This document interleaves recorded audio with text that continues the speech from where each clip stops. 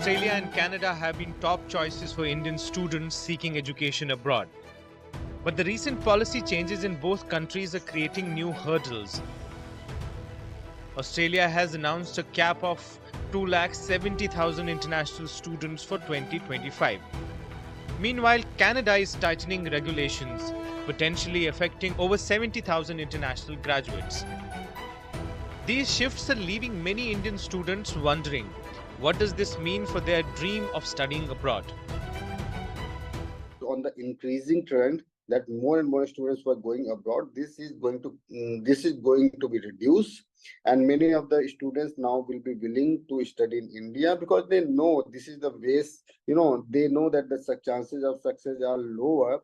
So why would invest time and money there?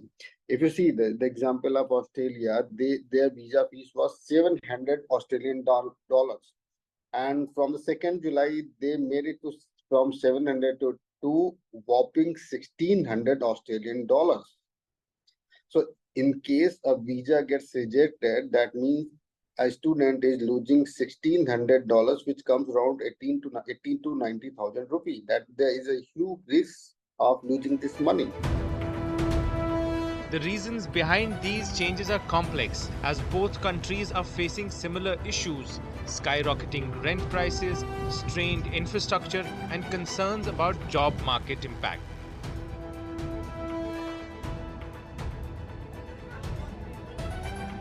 In 2022-23, international students contributed $36.4 billion in Australia, but housing pressures have become a political hot potato.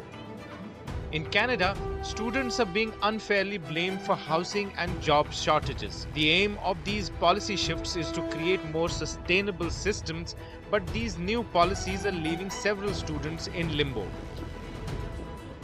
It is an administrative issue that these universities have failed to provide suitable housing in terms of accommodating the number of students that they admit each year. Say, for example, if a university is offering admission to about 100 international students, at the moment, they only have enough student housing to accommodate between 6 to 10% of these students into university housing.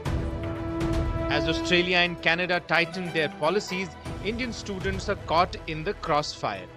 Many face uncertain futures with dreams of international degrees and settlement hanging in the balance.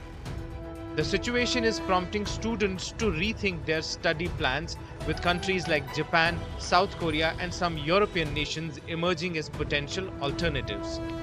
The coming years will be crucial in reshaping the landscape of foreign education for Indian students.